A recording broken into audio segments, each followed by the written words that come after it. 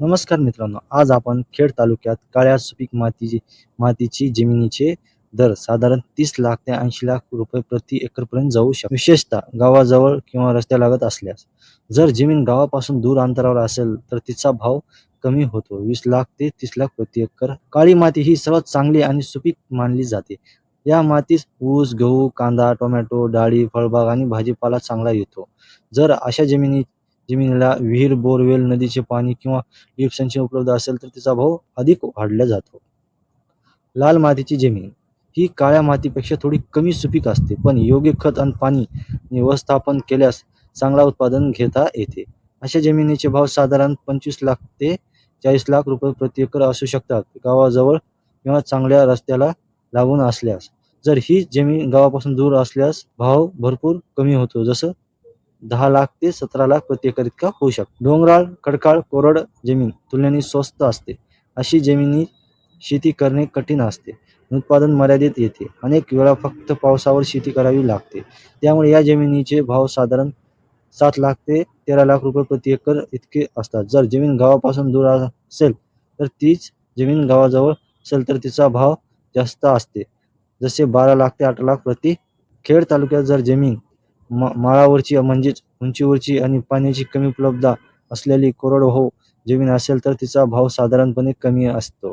अशा जमिनीत शेती उत्पादन मर्यादित असते आणि पाण्यासाठी बोरवेल किंवा पावसावर जास्त अवलंबून राहावे लागते. खेड तालुक्यात साधी माळ जमीन अनेक ठिकाणी अंदाजे 8 लाख ते 13 लाख रुपये प्रति एकर दरम्यान मिळू शकते. खेडमध्ये आजकाल अनेक ठिकाणी शेतीपेक्षा इंडस्ट्रीयल आणि इन्व्हेस्टमेंट डिमांडमुळे भाव वाढत आहे.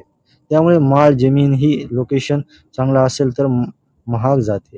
आतल्या भागात पाण्याशिवाय साधी माळ जमीन अंदाजे 8 लाख ते 13 लाख प्रति एकरचा भाव आहे. गावाजवळ किंवा छोट्या रोड टच असेल तर त्या अंदाजे 13 लाख ते 25 लाख प्रति एकरनं जमिनीचे भाव खेड तालुक्यात. Chakan, MIDC, Pune, Nashik highway industrial zone जवळ माळ जमीन असली तरी 30 लाख ते 80 लाख प्रति एकर जाऊ शकते आणि त्याहून अधिक जाऊ शकते. जमिनीचा भाव त्या लोकेशनला ठरवला जातो, त्या गावाच्या किती जवळ आहे आणि त्या जमिनीला कनेक्टिव्हिटी किती सोपी आहे त्याच्यावर त्याचा भाव ठरवला जातो. जमीन खरेदी करताना फक्त भाव पाहून निर्णय घेऊ नये. महत्त्वाची गोष्टी आधी तपासणी खूप गरजेची असते. 7/12 उतारा आणि फेरफार नीट तपासा.